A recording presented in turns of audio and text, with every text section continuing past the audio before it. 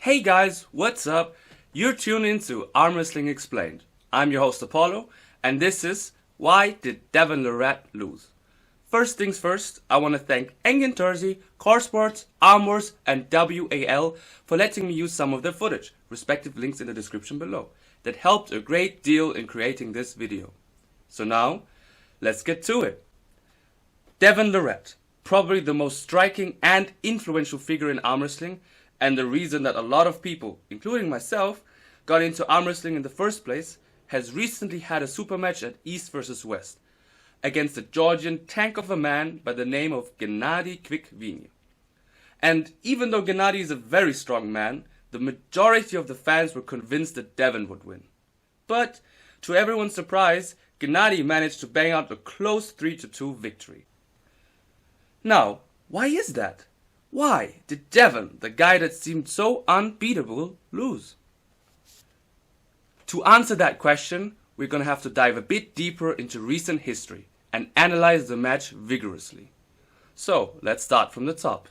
Following his match versus the king of arm wrestling himself, Levan Saginashvili, Devon took a long break, healing up and rethinking his ways, resulting in his dominant win against Evgeny Prudnik, who himself was considered amongst the best pound-for-pound arm wrestlers that have ever lived.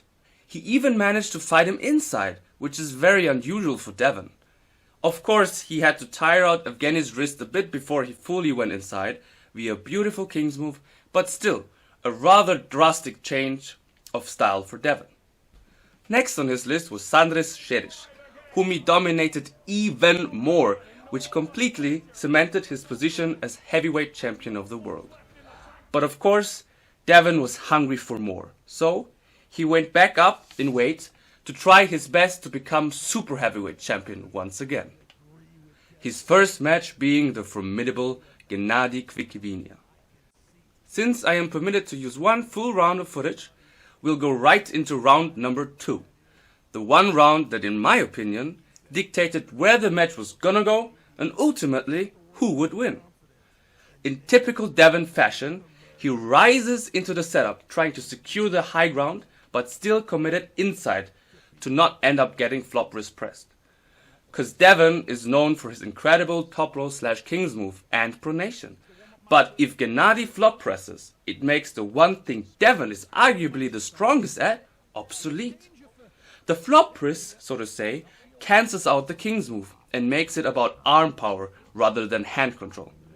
Right off the go, Gennady commits to the flop, but Devon manages to stay high up and cup in Gennady's pronation, and they end up in a hook, with Devon having gained the better position, and Gennady turned palm up. Now, in theory, it's just a waiting game for Devon, as he likes to tire out his opponents. In typical Devon fashion, he keeps regripping and getting into better and better positions, making Gennady presumably use up a lot more of his energy than him. And as we can tell from older footage of Devon, he is not afraid to go into a hook and beat his opponents inside. Here he has a match at Arm Wars versus none other than the trash talk machine Travis Bagent, catching Travis's top roll and beating him inside. Following that is Richard Lupkes, a respectable contender for the top 5 of the world at that time. And Devon still managing to force him into a hook and winning via inside power. Of course, we cannot forget his legendary WAL matches, for example against John Brzezinski, managing to cup him inside, which in itself is a feat only a few people in history have ever managed to do.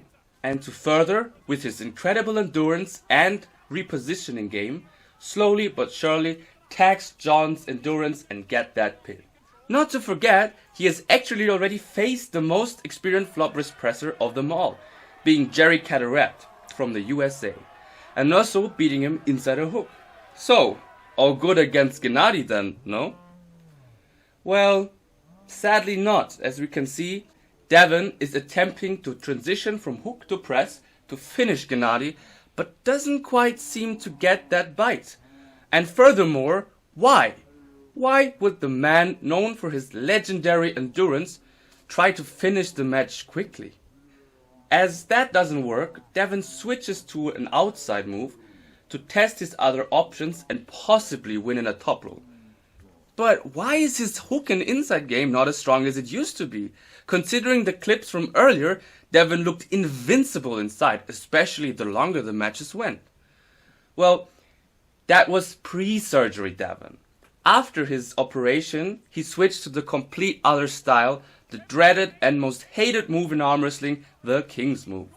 Probably one of the most watched arm wrestling matches ever, and considered to be the ugliest one as well, Dave Chaffee vs Devon LARRATT at WAL was a masterclass in King's Move.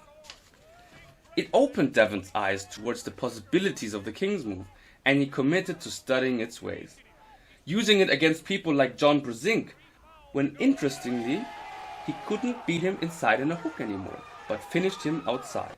His journey going fully outside climaxed in his match with Levan, in which he got injured and sadly lost 6-0. This major shift in styles from inside to outside arm wrestling could be one of the big reasons why Devon's hooking ability, especially his endurance in this field, seemingly decreased significantly.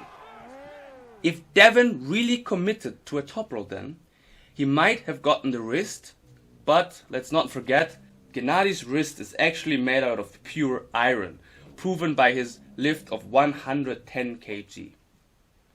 The longer this round went, the more tired Devon seemed to get. Although he managed to secure this round number 2, he ultimately succumbed to Gennady's press and inside endurance 3-2. However, there's one big question left standing unanswered. Why? Why did Devon not even attempt to King's Move? Of course, Gennady's flop wrist press is a powerful counter, but if there's one move that LARRATT is the strongest in, it's the King's Move. For example, in East vs West 2, Michael Todd, the other well-known King's Mover, managed to give Gennady a real run for his money, and keeping in mind that Devon is arguably the better King's Mover of the two, wouldn't it at least have been worth a try? Nevertheless, the past is the past, and one has to focus on what lies ahead. In his most recent match, Devon had a brilliant showing, dismantling Dave Chaffee in every single position. Hook, press, inside, outside, top roll, you name it, and even going into a double King's Move for the good old days. All in preparation for his rematch with, yet again, Gennady, where Devon plans to go inside again, but now with a lot more of his training focused into that strength. I'm just wondering, if Devon would have won, would he have granted Gennady a rematch as well? However, both athletes agreed to the rematch, so I guess it's all fair and square. Hopefully he manages to secure the win in a dominant way to redeem himself and keep that hype train going until he meets the one and only Denis Tsiplankov, for which I'm sure we're all very, very, very excited for. I hope you all have a nice day. Please consider subscribing and help me grow this channel. I put a lot of effort into this video. It's my first time editing stuff, and it's a lot more difficult than it looks. So yeah, peace out.